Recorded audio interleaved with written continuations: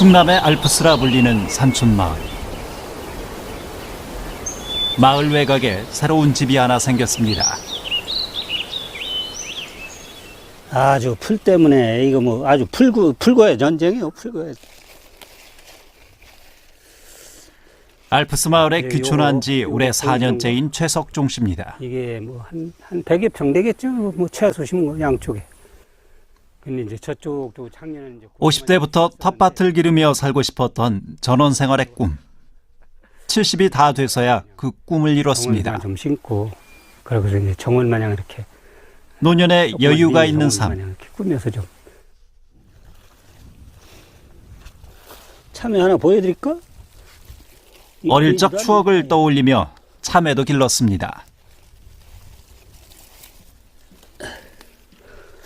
이게 이제 아이들이 오면은 이걸 보고서 굉장히 좋아해. 사 먹는 것만 보다가 이런 데서 직접 이런 걸 보니까, 예, 그럼 너 가서 거 가서 노란색 나오는 거 따와라. 이제 그러면 이걸 따오거든. 이제 지가 이제 이렇게 이제 벗겨서 이렇게 먹고 하면은 참외 직접 따서 지가 먹었다고 이걸 또 자라 그러는 거야. 그래서 그런 모습이 이제 좀 보람 있는 것 같고, 아이들 때문에. 너무 늦은 나이에 귀촌해 농사는 포기했습니다.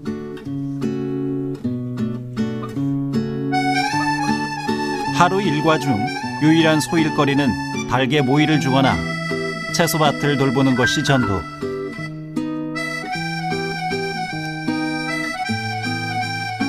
단순한 하루의 일과가 끝나면 시간과의 줄다리기가 시작됩니다.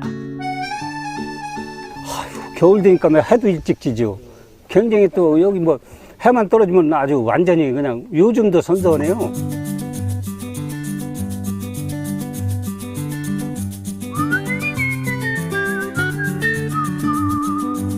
귀촌인 최석종 씨가 삶의 활력을 얻기 시작한 것은 축제 덕분이었습니다.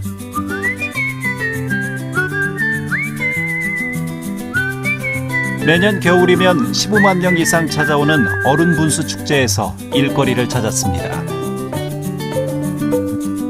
고구마 파는 일은 재미있었습니다.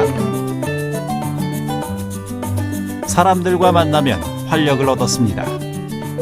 저 같은 경우는 농사도 없지. 뭐 농촌에 뭐 농사 지어도 그렇지만 겨울에는 할 일이 없잖아요. 그러니까 뭐 굉장히 뭐 아주 적막하게 한이 없더라고, 처음에 와서 보니까. 근데 겨울 동안에 한 2달 가까이, 1달 반 이상 이렇게 이제 그 겨울 축제를 하니까 그 와서 보셨는지는 모르겠지만 전국 각지에서 손님이 굉장히 많이 와요. 그러니까 사람들 많이 만나서 좋고, 만나면 우선 대화가 되고, 그러니까 이제 특히 우리 같은 사람은 이제 뭐 동네 분들하고 이렇게 만나는 것도 이제 좋지만, 여러 이제 사람들을 여러 곳곳에서 사는 여러 계층 분들을 만나서 이렇게 그 시간을 보내고 대화를 나누고 이렇게 하다 보니까 굉장히 또 도움도 되고 참 굉장히 좋은 점이 많아요, 이제 우리 같은 사람한테는.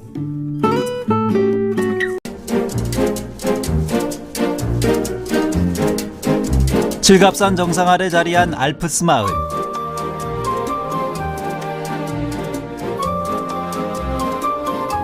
전형적인 산촌 마을에서 전국 최우수 으뜸 마을이 된 곳입니다.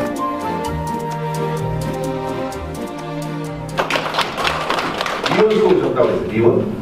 네, 미원 많이 나고. 맛깔스러운 미원에 서신 분들 지금 10억 정도가 되죠. 알프스 마을엔 그 성공 비결을 듣기 위해 많은 사람들이 찾습니다. 특성을 잘 활용을 하지 않고 있는 실장이죠. 나이 드신 어르신 중에서 말씀을 구수하게 잘하시는 분이 계세요. 그분한테 1년 중 300일 정도 강연으로 바쁜 알프스 마을 대표 황준환 씨. 이장님과의 사이가 어떠신 것 같아요? 그렇게 나타나요. 네? 괜찮은 편이요? 다행입니다. 이 경관이나 자연 이것을 통해서 결국 황준환 씨가 고향에 귀촌할 때는 40대 초반. 그죠? 당시 알프스 마을은 전국에서 가장 못 사는 희망이 보이지 않는 마을이었습니다. 그럼 첫 번째 본인을 먹어야 돼. 사람이 와야 됩니다. 우리 마을의 현황이 농업을 봤을 때 희망이 없었다는 거죠. 농업을 하려면은 농토가 좀 넓고 좀 광활해야 되는데, 우리 마을이 가지고 있는 면적 중에서 약 10% 내외가 농업이 차지하는 면적이었습니다. 다른 것은 다 뭐 산림자원, 저수지 뭐 이런 거다 보니까 정작 우리가 기반을 삼아왔던 농업이 어떤 비중이 약하기 때문에 그런 것에서는 희망이 없다. 그래서 이제 우리 마을이 가지고 있는 다른 측면을 생각해 봤을 때 이것을 계절적으로 나눠서 한번 해보자. 색깔 있게 하다 보니까 이제 겨울에 우리 지형이 음지지형이 있어서 그 지형을 활용을 해서 얼음 축제라는 것을 만들어내게 됐죠.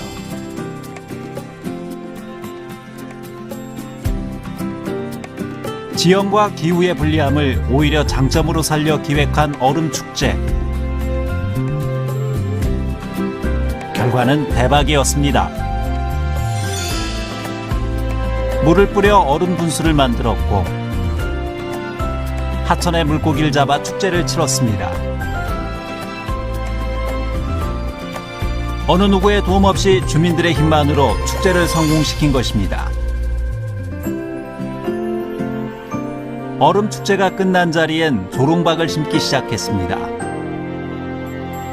2km에 이르는 긴 조롱박 터널. 이제는 매년 30만 명이 찾아오는 곳. 알프스 마을의 성공 신화는 그렇게 시작했습니다. 키운다는 게 보통 힘든 게 아니에요, 이게. 마을에 대박을 가져온 조롱박. 조롱박은 키우기가 여간 까다로운 것이 아닙니다. 100일 기도드리듯 정성과 손길이 필요합니다.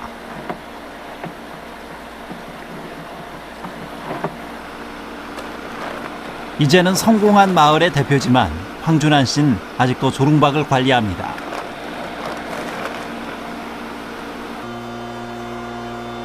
손이 부족하면 직책에 상관없이 일손을 거두는 것이 이 마을의 운영 원칙. 최규산 씨는 기계 관련 공직에 있다가 퇴직하고 알프스 마을에 귀촌했습니다. 쉬기 위해 귀촌했지만 이젠 귀농인이 되었습니다.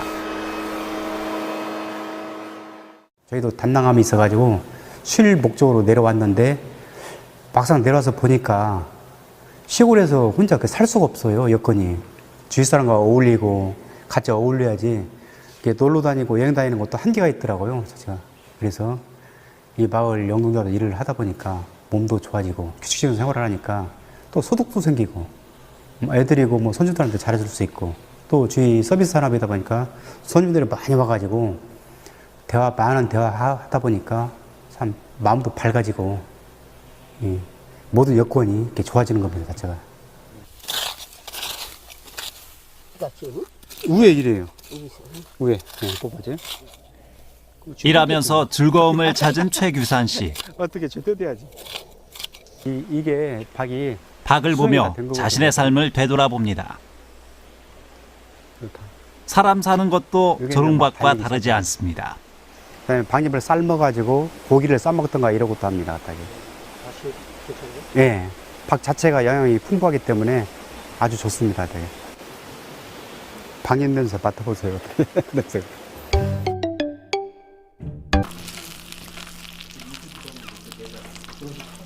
고소한 향기를 맡고 박립전 앞에 사람들이 모였습니다. 노릇노릇 전을 부치는 이는 이곳에서 제일 나이가 많은 조옥순 할머니. 그런데 복색이 모두 같습니다. 직원임을 알려주는 복장이죠. 알프스 마을 기업은 노인들에게 일자리를 제공하고 있습니다. 식당을 하다 쉬고 있던 순덕 씨도 조리사로 취업했습니다.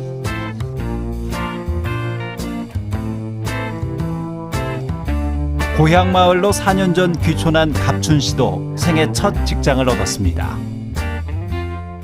이 나이에 진짜 어디 가서 뭐 설거지도 못할 나이잖아요. 저도 이제 70이 다 돼가는데 이러는데 이렇게 형님 동생들하고 이렇게 같이 어우러져서 일한다는 자체가 눈 뜨면 갈 데가 있다는 자체가 너무 좋은 것 같아요. 마을 일을 하느라 늘 바쁜 귀촌인 최규산 씨. 오늘은 깻잎밭에 앉았습니다. 귀촌한 지 4년. 농작물을 재배하는 풍경도 많이 변했습니다.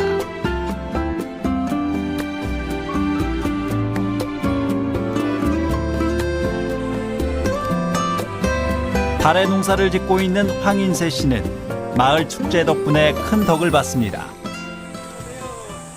예, 어서 와요. 예, 예. 요새 날 덥고 장마라 어렵죠? 예. 예. 아예 다른 거 잘 됐네요. 같다. 예, 올해 잘 됐어요. 예. 언제 좀 수확해요? 9월 말경 되면은 아마 완숙될 겁니다. 다 저희 분들이 많이 도와주셔서 예. 예, 저한테 큰 덕이 되는 걸로 알고 있습니다. 예, 우리 마을은 이 산골 마을이기 때문에 참 영세한 농촌 마을이죠. 그래서 평균 농가 소득이 순소득이 500만 원도 못 됩니다. 그런데 마을 겨울 분수축제, 얼음분수축제 때 내외관에 나오면은 그 농가 소득을 능가합니다. 그래서 여름에는 여름대로 농사를 짓고 겨울에 농한기에 한 50일 내지 60일 내외관에 나와서 일들을 하시면은 1년 농사 소득보다 훨씬 상회하는 그런 소득을 올리고 있습니다.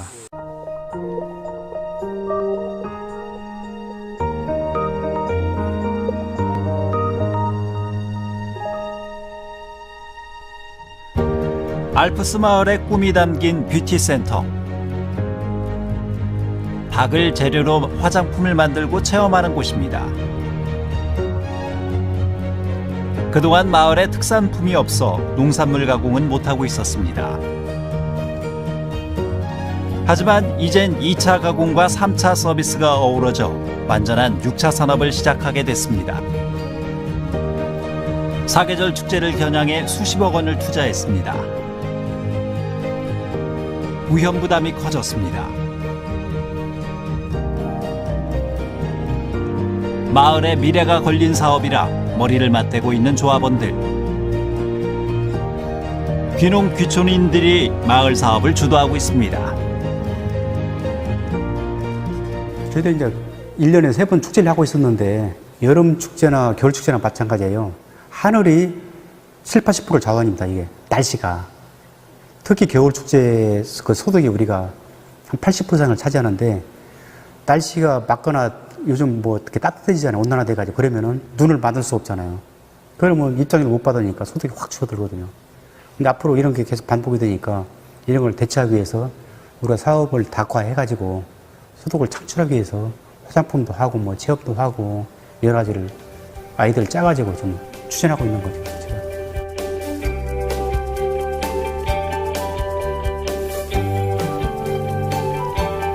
조그만 마을 기업이 화장품으로 대기업과 경쟁할 수는 없습니다. 나만의 화장품을 스스로 만들어 보는 것, 박미스트 체험입니다. 박속같이 새하얀 웃음을 짓는 학생들. 아직까진 성공적입니다.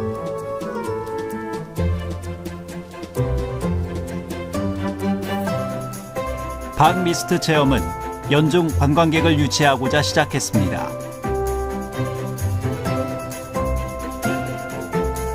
박 하나로 새로운 미래를 열어가는 알프스 마을. 서비스를 해본 경험이 있는 귀농인들, 그들의 역할이 더욱 커졌습니다.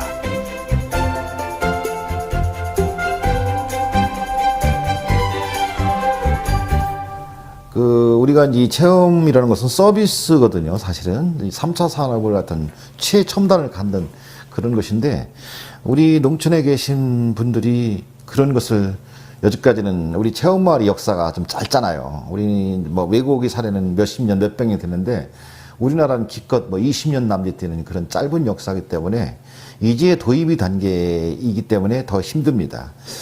제가 생각한 데는 우리 체험마을의 구조는 이게 다 어우러져야 된다고 생각을 합니다.